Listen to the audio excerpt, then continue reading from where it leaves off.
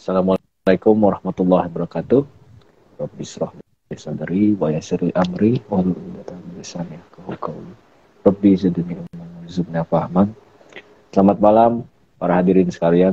Selamat malam juga Mas Hasan. Kita kembali lagi dalam forum IG Live Seven Korean Philosophy setiap Kamis malam jam 8. Biasanya sama Bang Dame, tapi kebetulan beliau lagi ada berhalangan lah gitu. Jadi di sini kita sebenarnya bisa dengan siapa aja gitu, membahas tentang apa saja, tapi dari frame self inquiry dan philosophy gitu. Dan kali ini kita teman-teman sekalian kedatangan Mas Hasan yang dulu juga udah pernah diundang sih ya, udah diundang juga di Deep Talk dan lain sebagainya gitu. Banyak Swaguru udah sering ya mengundang. Iya. Udah berapa kali ya, pokoknya berkali-kali lah, dan itu menunjukkan ada sesuatu yang mau dibahas gitu. Karena memang Mas Hasan ini penulis buku judulnya Imajinasi Ibnu Arabi gitu, yang mungkin sekali dengar langsung, wah ini apaan nih Ibnu Arabi, nama-nama orang Arab kayaknya tentang apa nih, akhlak atau tasawuf gitu. Imajinasi, tapi sebenarnya tentang imajinasi. Karena apalagi kalau anak-anak muda dengar judulnya kayaknya apaan gitu. Tapi selama ini yang kita perbincangkan di Swaguru kalau mengundang Mas Hasan sangat berhubungan dengan kehidupan anak muda gitu. Terutama yang mulai zaman digital ini gitu kan, macam-macam lah. Itu sangat sangat imajinal gitu. Kita udah berbicara sering tentang itu. Pokoknya Mas Hasan di sini concernnya tentang image, imajinasi, maya gitu. Jadi sebenarnya sangat relevan untuk dibahas tentang image ini. Judulnya sekarang algoritma hidup di zaman digital gitu. Sebenarnya ini idenya dari judul ada forum salah satu yang aku jadi narasumber pembicara di situ sama sahabatku Ajra ya? Judulnya algoritma Gen Z gitu, algoritma Gen Z. Aku yang nawarin judulnya, terus si Ajra nanya, wah itu kita ngomong apa sih itu? Aku bilang aja itu sebenarnya alasan untuk ngomong apa aja, untuk ngomong apa aja tentang Gen Z gitu. Jadi algoritma Gen Z ya sesuai dari namanya ya, algoritma ini akhir-akhir ini aku lihat banyak digunakan gitu istilahnya. Misalnya algoritma korporat, algoritma politik gitu dan lain sebagainya. Jadi untuk menunjukkan semacam prosedur, pola, aturan gitu kan, cara. Bahkan algoritma sendiri kan latinisasi dari nama Al-Khwarizmi sebenarnya kan. Iya. Al-Khwarizmi seorang matematikawan, algoritma gitu ya. Islam. Iya, algoritma jadi algoritma gitu. Cara orang barat nyebutnya. Nah, kita tahu Al-Khwarizmi dia penemu aljabar ya kan. Jadi cara kita membagi, cara kita menambahkan, mengurangi, itu kan ada cara-caranya tuh teman-teman. Itu sebenarnya algoritma gitu. Misalnya kalau ada perkalian, ada penjumlahan, perkalian dulu harus didahulukan, terus penjumlahan, terus pengurangan gitu. Jadi nggak bisa penjumlahan dulu. Karena nanti hasilnya akan berbeda, akan salah gitu.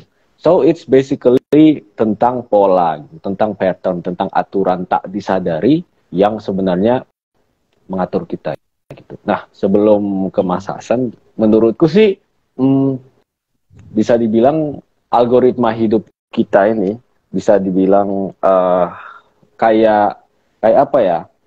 Kayak proses kita belanja gitu di Allshop gitu kan, kita misalnya kita mau beli tas gitu kan di Tokopedia, tapi nggak ketemu gitu. Tapi karena kita udah ngelihat, udah ada historinya, itu kan algoritmanya mencatat itu gitu. Keesokan harinya, katakanlah mungkin seminggu lagi, tiba-tiba muncul iklan gitu, tas-tas gitu. Nah aku bingung ini dari mana gitu kan. Tas-tas langsung muncul rekomendasi gitu, ada ini, ada yang lebih murah, diskon sebagainya. Wah aku jadi bingung, ini dari mana gitu kan. Aku jadi berpikir, ini kayaknya aku nggak memperhatikan itu deh. Ternyata seminggu lalu aku memperhatikan itu dicatat sama algoritma. Kayak seolah-olah dia lebih tahu dari kita gitu kan. Iya kan, lebih tahu dari kita gitu. Buku Iqra juga gitu tuh. Aku pernah mau beli buku Iqra, tiba-tiba muncul Iqra gitu di Google. Ada iklan gitu. Tokopedia ini beli. Iya, buku Iqra Bang Dame gitu. Dapat aja gitu. Nah, mungkin jangan gitu. Kita hidupnya sekarang kayak gitu tuh. Muncul ada sensasi viral gitu, muncul ini. Kita nggak tahu ini muncul dari mana. Kita pikir tiba-tiba ternyata ada semacam perhatian yang kita tuangkan kepadanya gitu. Jadi ngasih sensasi.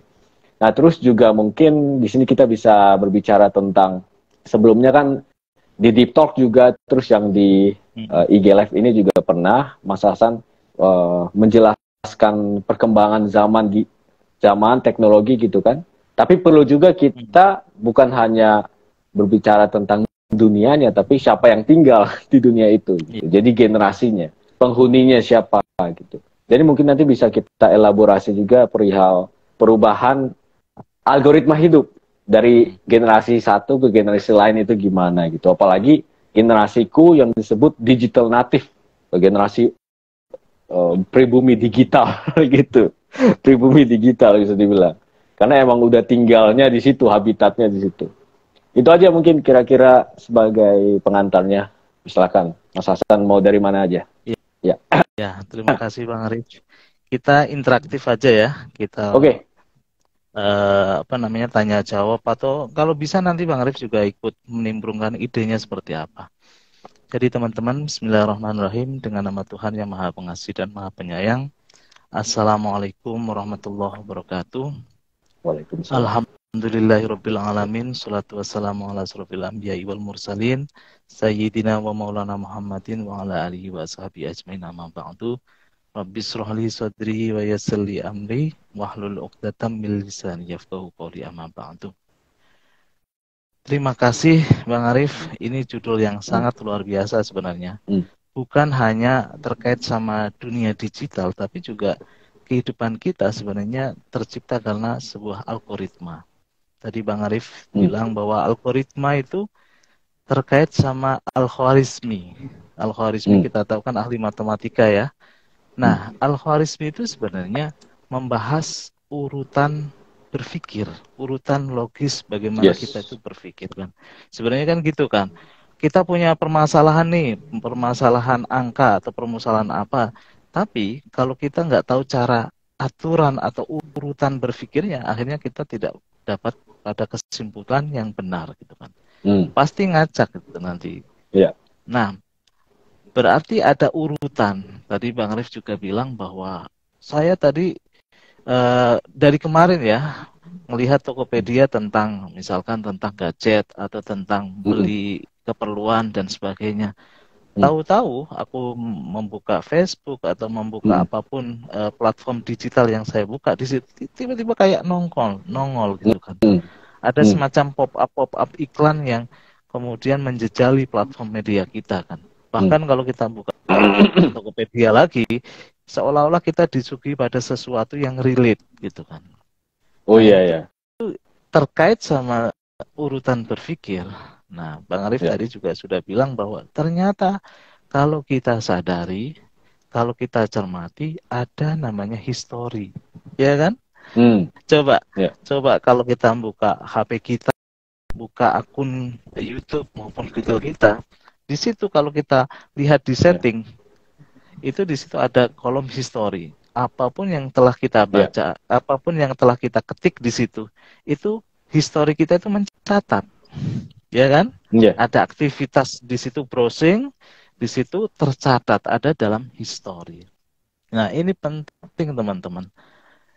Hidup kita ternyata juga dibentuk oleh histori-histori itu. Yang di situ membentuk kehidupan kita sekarang. Seorang filsuf Prancis, Bang Arif, Jean-Paul Sartre. Tahu kan? Jean-Paul Sartre itu bahkan bilang bahwa hidup manusia itu sebenarnya kumpulan dari pengalaman-pengalaman historinya masa lalu gitu kan. Apa yang membentuk saya sekarang sebenarnya jauh sebelum itu sudah ada kehidupan yang kita sebut para leluhur, kakek-kakek, nenek dan sebagainya yang kemudian membentuk hidup saya ini, gitu kan. Jadi kalau ditanya kesadaran saya, sebenarnya kesadaran dari kumpulan banyak hal, gitu kan.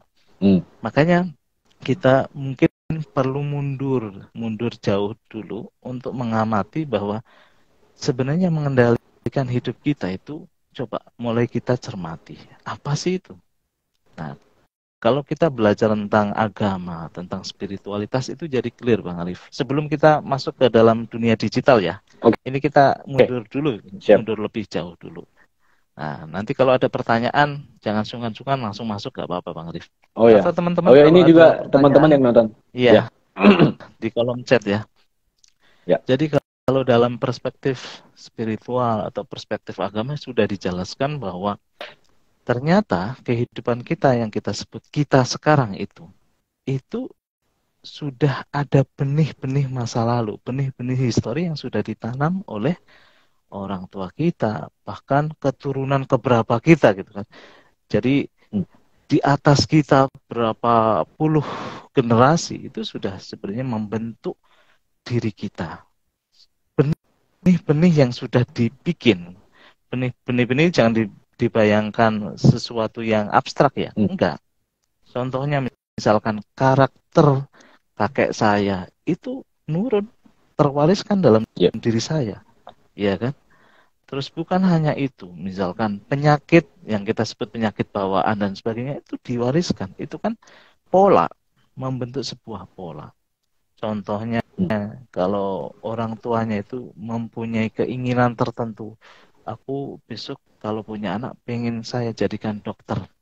Walaupun belum terrealisasi dalam keturunan keberapa, tapi itu ngebentuk sebuah benih. Benih yang tertanam kuat di dalam kesadaran alam bawah sadar kita itu tertanam pola itu. Nah, pada saat benih itu ada sebuah situasi atau sebuah kondisi yang menyirami benih itu tumbuh, itu bisa keluar Bang Arif. Nah, masalahnya benih itu kan ada dua ya, benih yang negatif sama benih yang positif. Kalau orang tua kita dulu tidak mempunyai pengetahuan, ignorant lah kita sebut ya, atau orang dulu itu meninggalkan jejak-jejak atau benih karakter yang negatif seperti kemarahan, ya terus ada dendam di situ, ada perasaan yang kalut di situ. Ya bayangkan ya, ini kita nggak usah judgement pada seseorang atau person tertentu itu kan. Bayangkan histori-histori jejak-jejak itu kan sebenarnya sudah ada benihnya di dalam alam bawah sadar kita. Dan itulah yang membuat pola kita, batin kita, bahkan membentuk struktur tubuh kita. Ini kalau mau kita tes DNA ya misalkan, itu kan sekarang canggihnya teknologi itu sudah bisa men-trace gitu kan. Pola itu, oh ini misalkan orang tuanya apa enggak, itu sudah bisa kebaca. Nah, ini luar biasa ya teman-teman. Pola yang kita terima hidup kita itu merupakan algoritma yang mungkin rada rumit ya dari orang-orang tua kita terdahulu, leluhur-leluhur kita. Enggak usah jauh-jauh, orang tua kita aja seperti itu. Kalau orang tuanya itu orang tua yang minder, orang tua yang lemah, orang tua yang tidak punya pengetahuan, orang tua yang cara hidupnya itu mohon maaf tidak bersih, pasti membuat pola pada anak-anak yang diturunkannya kan. Ya enggak? Jangan mengharapkan anak kita itu bertumbuh, anak kita itu kemudian menjadi sesuatu. Kalau kita aja menurunkan pola itu gitu kan. Kita menurunkan algoritma itu pada diri kesadaran manusia atau anak kita. Makanya saya senang banget ada program Matur Satuna Bang Rif, antara Novi sama Bang Dami bahas tentang bagaimana sedari mungkin ya dari orang tua itu ketika mau menurunkan sebuah benih berupa anak itu ya memang dari awal harus sadar gitu, membuat pola yang sadar itu penting, membuat pola yang sadar atau membuat algoritma mulai dari sekarang yang sadar. Artinya saya ulangi lagi teman-teman ya, di dalam diri kita harus kita sadari bahwa benih-benih itu, pola-pola itu sudah ada dari masa lalu, histori yang saya sebut tadi. Dari orang tua kita, kakek nenek kita, kita sudah ada. Nah, akhirnya kita mulai sadar bahwa, oh, yang menampil dalam diri saya yang dominan itu ternyata pola-pola misalkan yang negatif. Berarti sikap kita seperti apa dong? Seperti tadi Bang Arif bilang bahwa aku kayaknya nggak,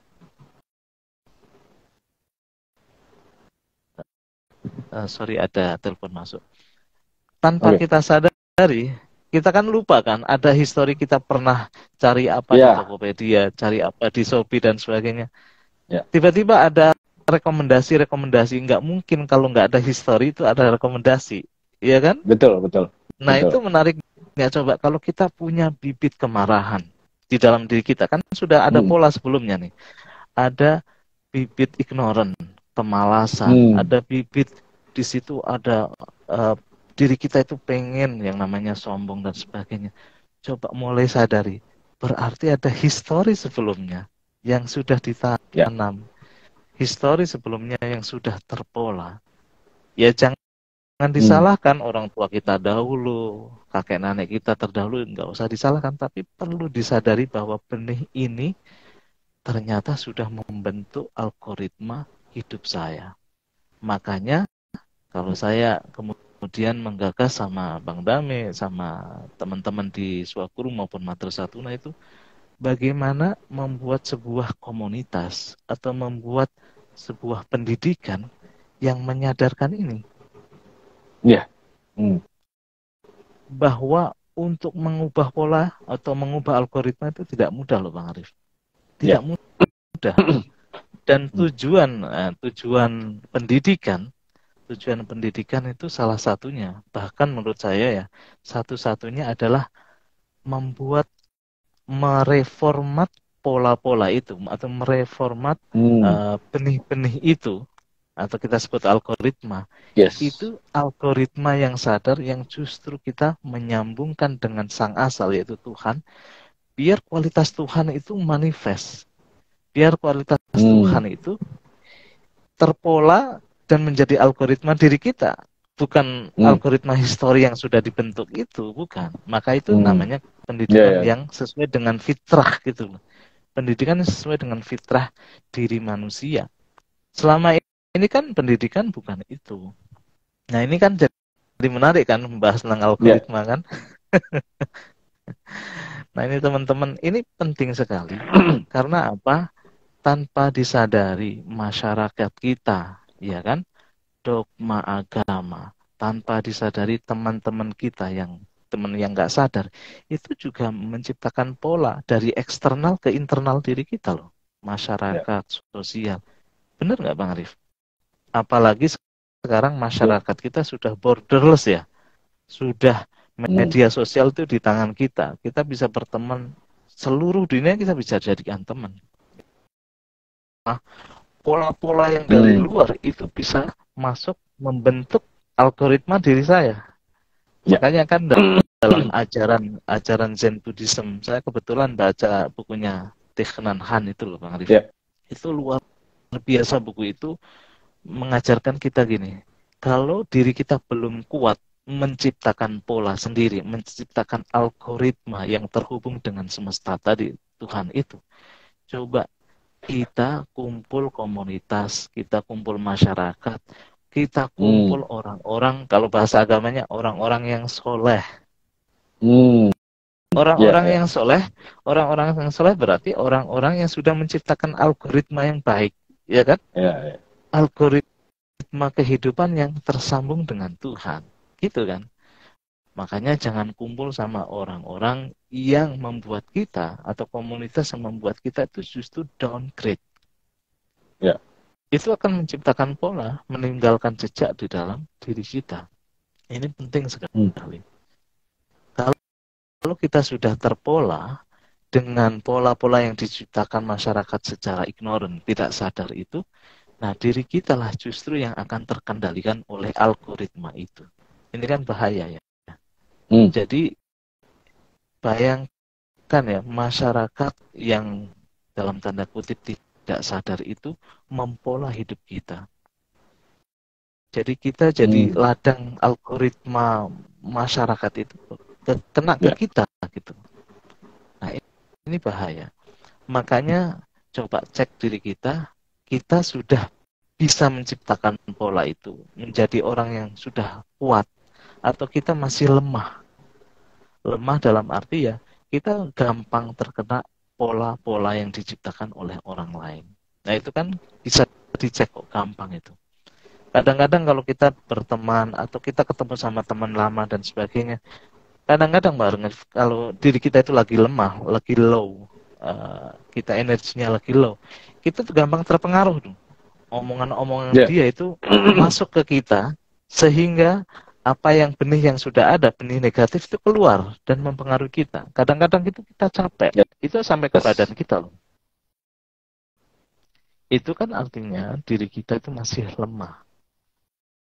Nah, makanya kalau diri kita masih lemah, kita gampang terpola. Tapi kita harusnya justru yang menciptakan pola itu sendiri, menciptakan algoritma diri kita, sehingga algoritma itu yang kemudian secara otomatis mengatur hidup kita.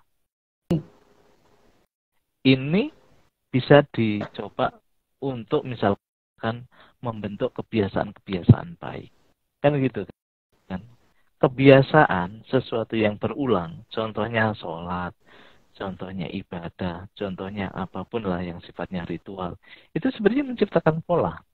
Polanya pola yang positif. Bahkan kalau kita sebut ritual, sholat, itu kan menciptakan algoritma, yang mana algoritma itu akhirnya tersambung dengan algoritma Tuhan.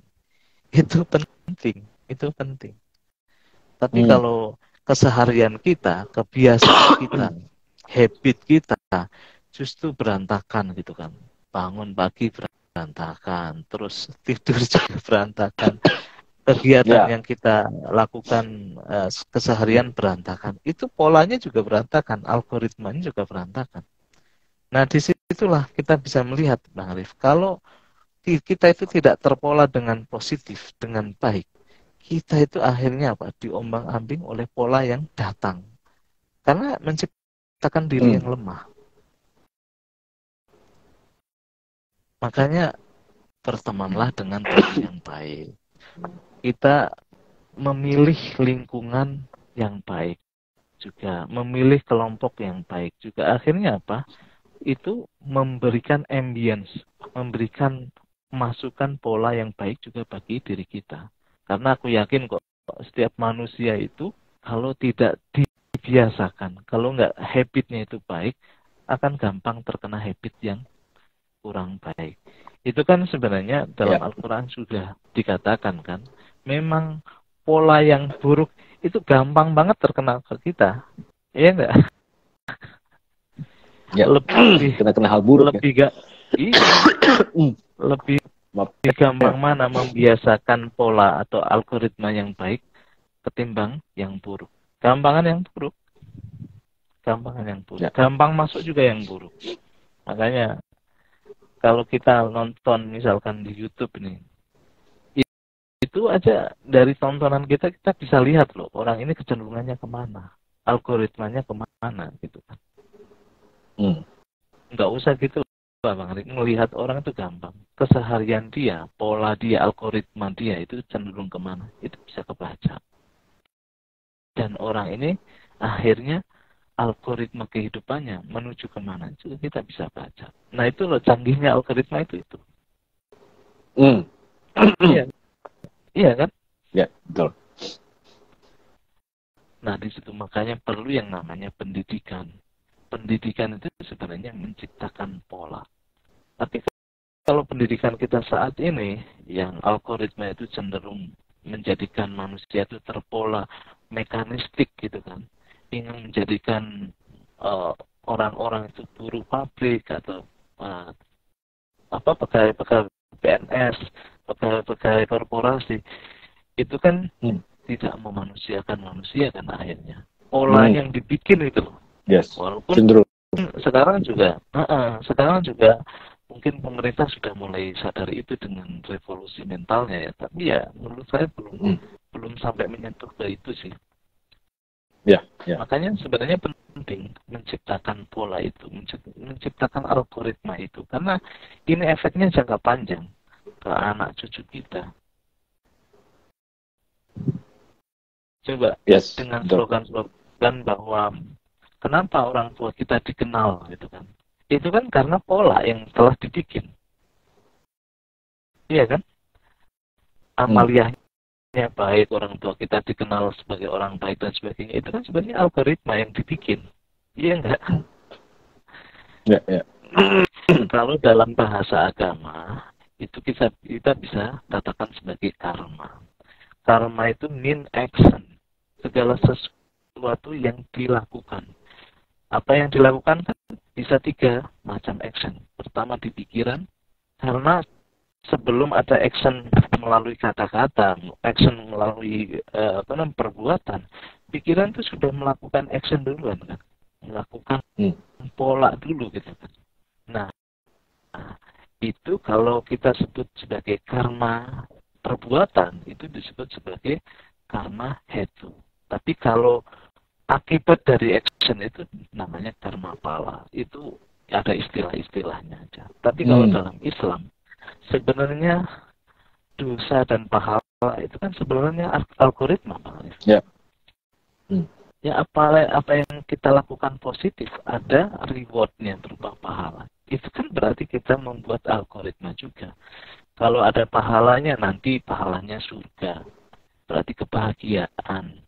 Itu kan algoritma yang kita ciptakan. Kalau kita melakukan keburukan, ya kan, itu kan menciptakan pola, habit yang buruk, yang akhirnya di situ berujung pada suffering, penderitaan, yang kita sebut sebagai neraka. Itu kan pola juga. Makanya pola ini tersimpan, nggak ada ceritanya pola itu terhapus. Karena walaupun terhapus dari ingatan kita, tidak terhapus di dalam alam bawah sadar kita, masalahnya itu. Makanya kalau kita menilik ini ya sedikit ayat Al-Quran ya, dalam surat Yasin ayat 65 itu dikatakan Al-yawma nakhtimu ala afwahihim wa tukallimuna aydihim wa tashhadu arjuluhum bima kanu yaksibun.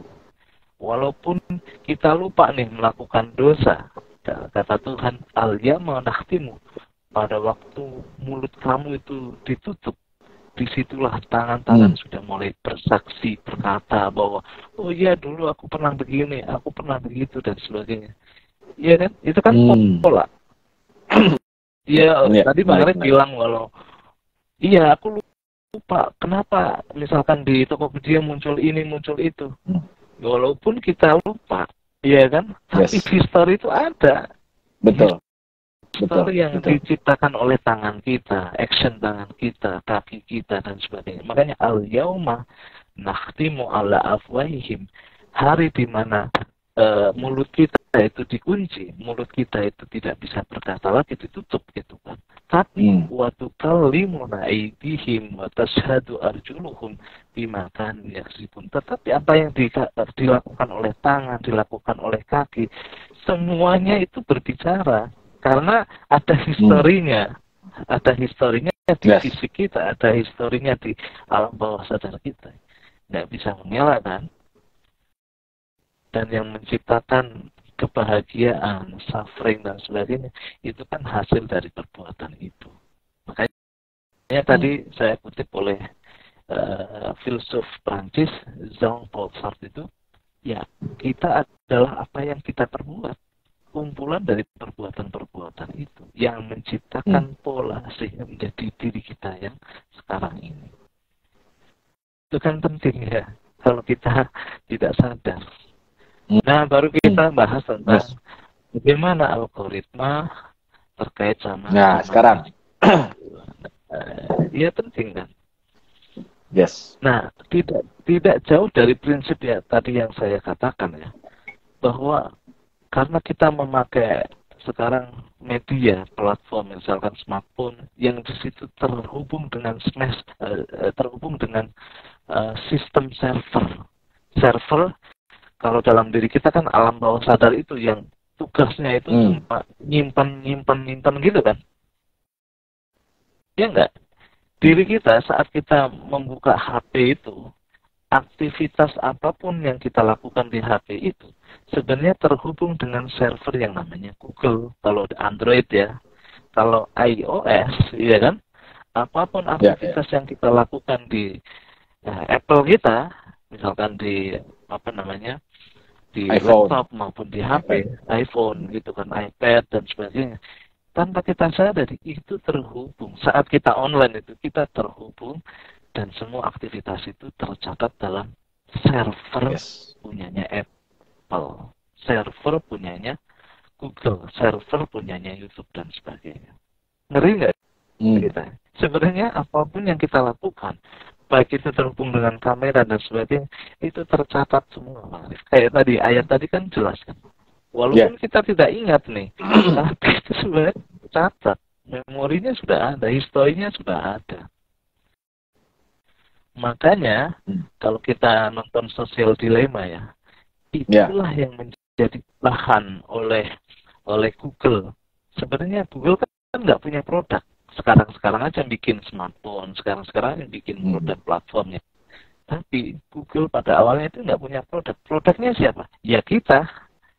Karena dari histori yang dia miliki terhubung dengan server mereka, ya kan? Itu yang ditawarkan oleh oleh jasa-jasa periklanan.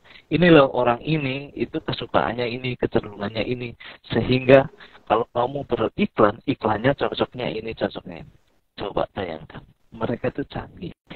Ini kan yang dibaca oleh produk-produk modern atau zaman digital sekarang, Bang Arif. Di situ manusia itu sebenarnya sudah telanjang dari sisi itu ya. Artinya nggak ada rahasia lagi apa yang dicari di situ ada semua. Bayangkan ya. Rata-rata kita memakai smartphone berapa jam dalam sehari. Dan itu akumulasi selama kita memakai smartphone dan itu terhubung dengan internet. Ya semua aktivitas itu tercatat dalam servernya Google, servernya Apple dan sebagainya. Itu membentuk pola diri kita. Jadi ini kalau gampang aja misalkan. Google nih mau mencari siapapun, ini orang adanya di mana, kecenderungannya apa, itu kan sudah ada polanya, tinggal ngambil ini aja, ngambil datanya aja. Tuhan juga seperti itu, Bang Rif. Tuhan itu nggak bisa dibohongin kan, apa yang kita lakukan semua ini sudah tercatat semua. Yang tadi ayat tadi juga jelaskan gitu, Bang. Sehingga Tuhan perlu bertanya kan sebenarnya. Apa yang menimpa kita, apa yang nanti kita masuk surga dan sebagainya, Tuhan nggak perlu menghitungnya gitu kan. Kamu di dunia ngapain aja, nggak perlu, karena sudah ada tadi, udah ada pola, udah ada algoritma, ada catatan. Kalau bahasa agamanya kan malaikat rokib sama atid itu kan yang mendami kita mencatat, seolah-olah dia itu kerjaannya mencatat aja. Padahal nggak usah dicatat, itu sudah ada algoritmanya. Iya kan? Lucu kan kita itu. Memang teknologinya gitulah untuk memahamkan manusia. Coba. Sebenarnya udah ada server surga, server itu ya udah nyatet gitu. Iya. Coba bayangkan misalkan kurang kerjaan apa misalkan malaikat munkar sama nakir yang ada di kuburan itu menanyakan kamu itu Tuhannya siapa? Ya dari algoritma itu udah ketahuan. Ngapain bertanya gitu kan? Iya. Kita kan lucu. Iya, menarik. Nah, makanya kita harus berhati-hati. Makanya nggak masalah media sosial, nggak masalah kita punya YouTube, tapi lakukan dengan penuh kesadaran. Karena di situ kita menciptakan pola. Di situ kita menciptakan algoritma diri kita.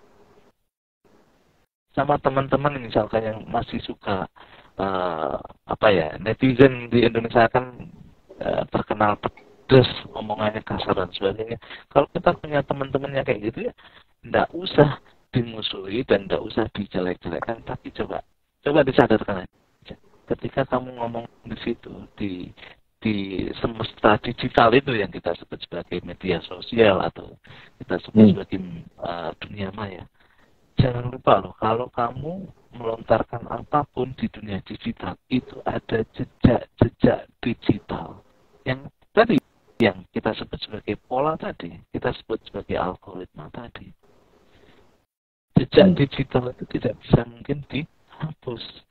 Sebagaimana jejak digital di server Tuhan kita itu tidak bisa dihapus. Kita itu hanya bisa gini, mengelaborasi. Aku suka bahasanya. Udah nonton Sadguru sama Pak Gita belum? Nggak. Udah nonton. Ya. Yang perlu kita lakukan itu empowerment gitu kan. Kita kayak mengelaborasi benih-benih yang positif yang ada di diri kita. Kita nggak bisa kok menafikan jejak digital yang negatif, atau kita nggak bisa kok menghapus sesuatu yang negatif di dalam diri kita. Enggak. Itu nggak perlu dihapus. Nggak usah disirami, dia mati sendiri. Gitu loh. Makanya kita perlu menumbuhkan benih-benih yang positif. Benih-benih ketuhanan yang ada dalam diri kita. Itu penting. Caranya apa? Caranya dengan sadar. Misalkan ritual, sholat, berteman dengan orang-orang yang baik. Itu bisa menumbuhkan benih-benih atau pola-pola atau algoritma positif di dalam diri kita. Nah, itu yang penting. Selama ini kan kita ada nafsu untuk memberantas kejahatan dan enggak usah. Kejahatan itu enggak perlu diperangi, kejahatan itu kalau nggak di blow up itu, nggak dielaborasi dan sebagainya, dia akan mati sendiri. Sesuatu yang negatif itu seperti itu. Nah, disitulah perlu namanya pendidikan, dan pendidikan nanti membentuk namanya kebudayaan. Kebudayaan nanti membentuk yang namanya peradaban. Kalau yang kita didik, yang kita tumbuhkan, yang kita empower itu Bang Arif, itu sisi-sisi positif dalam diri kita, itu kan makin meluas, makin polanya itu makin menggelinding gitu. Itu luar biasa. Nah, disitulah yang mengubah, ya kan, menjadi sebuah budaya. Makanya kan dari pendidikan yang positif kita empower gitu kan, akhirnya membudaya. Dan membudaya itu menjadi peradaban. Makanya nanti ketika di Madinah itu tercipta namanya Madinah. Madinah itu artinya kan sebuah kota yang sudah ada peradaban di situ. Dimulai dari mana? Dimulai dari diri Nabi yang tadi kualitas positif itu dikembangkan, kualitas ilahiyah itu dikembangkan, akhirnya efeknya luar biasa, itu jadinya Madinah. Jadinya kota yang berperadaban. Peradaban menggambarkan kualitas-kualitas divine itu menyebar dalam seluruh komunitas, seluruh masyarakat kota itu. Itu yang makanya baldatun thayyibatun wa rabbun ghafur. Di dalam baldah, di dalam sebuah negara itu kan yang thayyibah, yang tumbuhnya baik, positif, subur gitu kan, itu kan akan menimbulkan peradaban yang luar biasa. Warabbun ghafur, dan Tuhan itu penuh dengan pengampunan ada di situ, penuh welas asih, penuh dengan sisi-sisi divine lah di situ. Itu kan luar biasa ya. Berawal dari algoritma, berawal dari pola yang kita bikin, algoritma.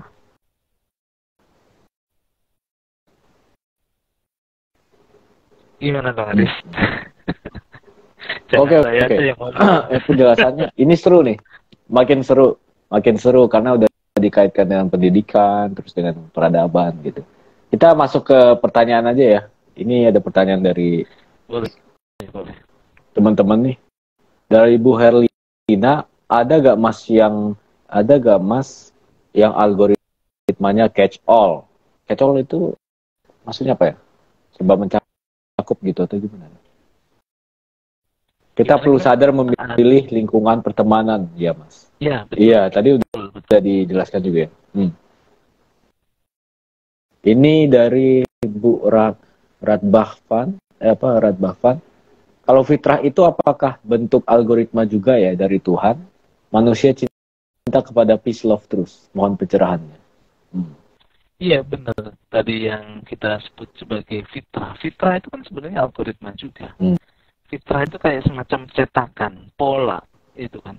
Tapi polanya yang makanya disebut dalam ayat Al-Quran, fitrutallahillati fataron nasa alaiha. Cetakan itu, pola itu, sebenarnya pola dari Tuhan. Pola dari Tuhan ya kita lihatlah nama-nama Tuhan, Asmaul Husna. Itu kan polanya luar biasa. Pola-pola positif. Coba kita lihat Ar-Rahman gitu kan, yang maha mengasihi gitu kan. Coba itu kan pola juga kan. Ar-Rahim. Oh iya ya. Asy-Syakur, Al-Ghafur, itu kan pola-pola juga. Atau kita sebut algoritma. Coba benih-benih itu yang ditumbuhkan. Benih-benih itu yang disirami. Menjadi basis, jadi fitrah dalam kehidupan kita, pendidikan kita, karena nggak bakal disebut maha pengasih kalau tidak ada pola ya. Ada pola mengasihi terus gitu kan. Yang maha pengasih lagi. Semua yang mengasihi itu dia gitu kan. Iya. Jadi pola ya benar-benar.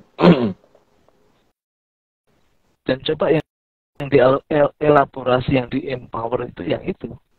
Arif. Itu kan akhirnya menciptakan pola komunitasnya jadi komunitas yang sadar, komunitas yang mengasihi, ya kan? Kita kan menciptakan pola. Akhirnya itu menular ke yang lain gitu kan. Nah, iya. Kita banyak ngomong terima kasih, terimanya doang gitu ya. Nggak ngasih. Iya. Terima kasih. Pola kasih gitu ya. Iya. Menciptakan algoritma menerima, tapi nggak menciptakan algoritma ngasih gitu kan. Itu kan baik. Iya. Terima kasih gitu. Terima doang dia, nerima doang. Oke.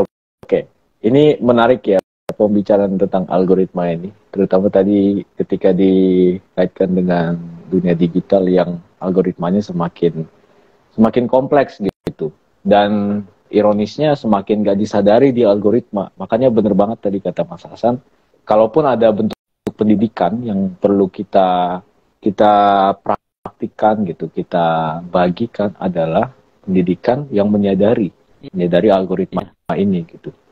Dan tadi Mas Hasan nyebut Pak Gita gitu ya. Pak Gita adalah salah satu narator dan observator yang menurutku luar biasa gitu mengenai dimensi atau dunia digital ini gitu.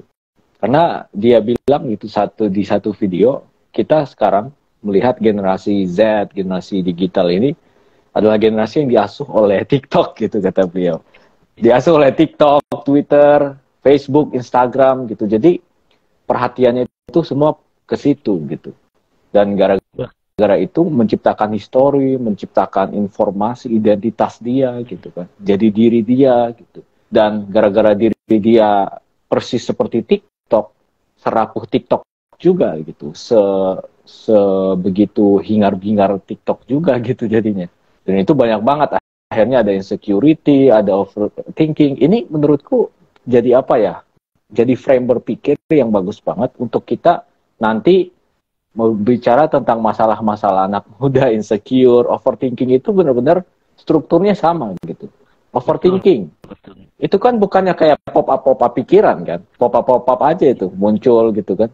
Nah, kita terbebani dengan pop-up itu yang tiba-tiba muncul di pikiran. Insecurity juga gitu, merasa kayak aku nggak aman lagi. Ya bukannya kita di akun tadi kata Mas Hasan, di akun Instagram kita atau masuk ke dunia internet itu nggak ada lagi yang namanya nggak ada lagi yang namanya privacy bisa dibilang. Bahkan itu jadi udah telanjang gitu, makanya jadi insecure dan lain sebagainya. So ini sangat-sangat berguna banget gitu, terutama untuk kita memahami lagi-lagi ya, selain algoritma digital, algoritma masyarakat digital juga gitu, masyarakat di sekarang ini gitu. Misalnya tadi Mas Hasan bilang kalau orang tua dulu terkenal atau namanya dikenang karena ada pola gitu. Kalau sekarang masalahnya bukan pola Mas Hasan, tapi viral, viral doang. Nggak ada pengulangan, tiba-tiba aja gitu kan. Nah itu juga gara-gara algoritma gitu. Kita nggak sadar algoritma yang membuat kita viral. Bukan kita, algoritma yang membuat kita viral. Betul. Iya. Ya. Nah itu jadi perlu disadari itu. Dan perlu dicatat. Ya. Yang viral, ya tadi sesuai dengan penjelasan saya itu, Bang Arif ya, perlu dicatat, yang viral itu kebanyakan yang negatif. Coba diperhatikan. Ya. Karena itu menggambarkan netizen, masyarakat internet itu atau masyarakat digital itu. Ternyata pola yang dimiliki masing-masing individu itu kebanyakan itu suka pada pola yang negatif. Berarti bisa dikatakan bahwa umumnya netizen itu dirinya itu sudah terpola dengan pola yang negatif kan. Nah, wajar lah netizen itu kayak apa gitu. Kayak makanya nyinyir terus saja bayangannya. Dan menjadi masalah gini Bang Arif, yang viral itu yang akhirnya ditiru, yang viral itu yang akhirnya dielulukan. Itu yang jadi masalah. Kan makin hidup itu makin bahaya kan, runyam kan. Iya, betul. Makanya kalau kata Pak Gita, kita perlu kemampuan editorialisasi gitu ya, penyortiran, gitu, filter gitu. Jadi nggak semuanya asal masuk. Betul. Dan itu sangat langka sih. Cuma kemampuan filter atau editorialisasi itu mengandaikan manusia kita itu sudah teredukasi, sudah secara mentalitinya itu kuat. Nah kalau tadi masyarakat kita itu kebanyakan itu masyarakat yang masih lemah, pola-polanya itu gampang diacak-acak oleh sesuatu yang dari luar kita, atau tadi algoritmanya itu ngacak gitu kan, itu kan bahaya. Bayangkan ngomongin tentang editorialisasi, dia sendiri bikin dirinya sendiri kan boro-boro bisa. Iya. Absurd. Terlebih lagi gini Bang Arif, kalau kita perhatikan ya, ini sudah 1 jam belum ya? Belum. Lanjut aja, silakan. Kalau kita perhatikan dengan benar-benar penuh kesadaran, semua platform media sosial, baik TikTok, YouTube dan sebagainya, itu bikin pola masing-masing untuk menggait kita. TikTok itu bikin template pola atau template algoritma untuk menggait masyarakat TikTok sendiri. Dan jangan ibaratnya jangan sampai uninstall TikTok lah ibaratnya kayak gitu. Makin menjerat. Instagram juga berlomba-lomba bikin fitur-fitur atau kita sebut sebagai algoritma yang membuat kita itu tertarik sehingga kita mau nggak mau masuk di situ. Coba kita amatin di Instagram kan belum lama ada Reels. Reels itu gara-gara apa? Betul. TikTok. Gara-gara TikTok itu dengan video pendeknya itu gampang ya bikin viral, bikin orang itu tertarik di TikTok. Akhirnya Instagram pun nggak nahan bikin algoritma yang namanya Reels. YouTube juga bikin algoritma yang namanya YouTube Short dan sebagainya. Kita akhirnya yang dipola oleh mereka, bukan kita yang menentukan pola bagi kehidupan kita sendiri. Itu yang bahaya. Betul. Ini ada pertanyaan lagi nih dari Ratu Bahwan. Jadi dalam pendidikan di rumah untuk Gen Z, yang pertama dan utama diajarkan adalah mengenal diri sejati dengan self inquiry ya, supaya bisa memfilter algoritma buruk dari dunia digital. Mohon masukan best practice. Betul. Kalau Ya. saya setuju, sangat setuju Bang Arif. Cuma untuk kita ngomongin tentang self inquiry dan sebagainya itu kan berat ya. Cukup disadarkan dengan ringan-ringan aja pelajaran tentang akhlak, ya kan? Akhlak itu kan berarti membentuk pola kan. Akhlak yang baik itu menciptakan pola atau menciptakan algoritma yang baik dalam diri manusia gitu kan. Pelajaran-pelajaran misalkan logika untuk anak-anak yang sederhana aja, ini logis atau tidak logis itu kan bisa membuat pola yang baik dalam diri kita, ya kan? Terus kemudian pelajaran terkait sama tauhid gitu kan, pelajaran terkait sama kepemimpinan misalkan leadership itu kan menciptakan pola yang baik bagi diri kita. Nah, kalau self inquiry itu kan mengandaikan anak-anak itu sudah bisa berpikir matang gitu kan. Betul. Ya, betul. Penting. Cuma nanti stepnya itu loh, itu yang penting. Betul. Stepnya mulai dari bawah itu sudah mulai dibikin pola. Misalkan contohnya kedisiplinan, itu kan bikin pola atau bikin algoritma. Yes. Ya. Nah, itu memang, aku juga. Jadi ini memang penting Bang Arif, mungkin ya bagi teman-teman di sini yang sudah mulai memikirkan pendidikan bagi anak. Jadi pendidikan yang umum itu kan pola yang diciptakan atau algoritma yang diciptakan kan nggak mengarah ke situ, yang saya tadi ngomongin panjang lebar kan nggak mengarah ke situ. Benar. Makanya bagi orang tua yang sudah mulai sadar pendidikan bagi anak ya, mulailah dari rumah dulu menciptakan pola. Orang tuanya yang bikin pola atau membuat algoritma yang positif. Orang tuanya membuat kedisiplinan. Tapi tentu ya jangan kemudian kalau contohnya Tisna kan bagus Bang Arif. Jadi ada seorang biksu yang awalnya musisi. Saya sebentar lihat lagi namanya siapa. Nama musisinya? Iya, yang sudah jadi biksu itu. Saya nanti lihat lagi deh namanya siapa, lupa. Intinya dia masa lalunya itu musisi. Dia tanya, kamu kan musisi dulu sebelumnya, bagaimana terus kamu itu menjadi biksu? Dia katakan bahwa betul kan ketika kamu menjadi musisi, punya gitar, bagaimana gitar itu menghasilkan nada yang bagus, kemudian bisa menghasilkan musik yang luar biasa. Caranya kan cuma dua. Jadi senar itu jangan kendor, dan kalau kendor itu suaranya sember pasti kan, Bang Arif kan kan suka gitar kan.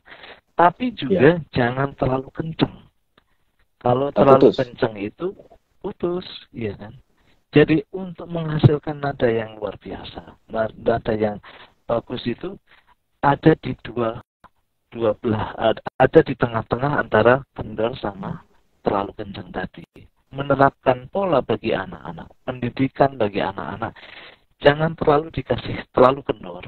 Misalkan kalau mau disiplin ya jangan terlalu longgar, tapi jangan terlalu kayak strict kayak ya TNI dan sebagainya kan terlalu strict itu. Itu kalau di Islam dikenal sebagai jalan tengah, ummatan wasaton. Jadi kalau mau menciptakan pola yang bisa bertahan lama, itu harus yang tadi pertengahan tadi, jangan terlalu lembek, jangan terlalu keras. Kalau terlalu keras itu mudah patah. Contohnya ya, pengen saya revolusi, pengen bangun pagi. Kalau dia memaksakan diri, baru 2-3 kali bangun pagi, besoknya begitu lagi, mengulang pola yang lama. Tapi kalau kita ikuti gerak tubuh kita misalkan kondisikan tidur kita mulai cepat dan sebagainya, itu kan menciptakan pola pelan-pelan. Nah, itu kan smooth jalannya dan bertahan lama. Pendidikan pun kayak gitu, Bang Arif. Makanya bagi teman-teman yang sudah mempunyai anak mungkin ya, itu ciptakan pola mulai dari rumah, mulai dari kesadaran orang tua, nanti nurun ke anak. Dan kita pun bersama Suara Guru sama Madrasah Satuna juga sudah mulai berpikir ke situ ya Bang Arif. Ya. Menciptakan kurikulum yang bagaimana anak itu bisa menciptakan algoritma yang bukan hanya baik secara moral, secara intelektual, tapi juga terhubung dengan sang sumber itu tadi, Allah itu sendiri, yang mana dia akhirnya menemukan otentisitas dirinya yang otentik itu dielaborasi menjadi dharma dia. Nah itu penting. Itu yang kita bahas di Madrasah Satuna maupun di Suara Guru. Ini penting kan Bang Arif? Betul, Tapi betul. memang Penting. berasal dari menyadari algoritma. Iya, itu dasar banget. Dasar banget bisa dibilang. Makanya tadi aku setuju juga gitu dengan jawaban Mas Hasan. Self inquiry mengasumsikan semuanya sudah langsung ke sana gitu. Kenyataannya masih ada yang tadi itu terjebak dalam algoritmanya.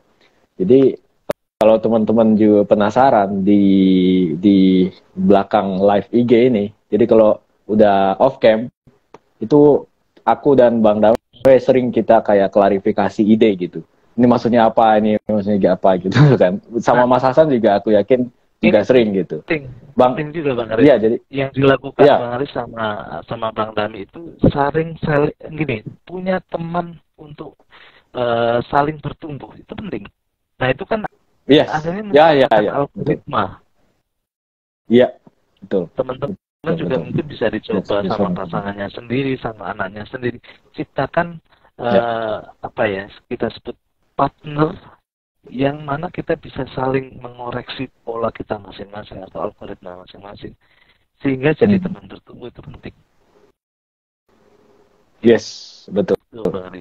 Betul. Itu penting juga. Satu obrolan pernah tuh aku sama Bang Dame kan salah satu apa ya, sebutlah jadi aku pingin klarifikasi aja gitu kata-kata Bang Dame. Jadi kayak salah satu tesis lah sebutnya gitu dari Bang Dame adalah realitas jati adalah apa yang aku perhatikan gitu. Tapi kalau kita dari perspektifnya itu adalah yang tadi algoritma, kadang aku tidak memperhatikan task, ya kan? Tapi task tiba-tiba muncul gitu. Secara personal aku tidak memperhatikannya, tapi dia masih ada di dalam gitu. Bukan berarti dia hilang kan, gitu kan?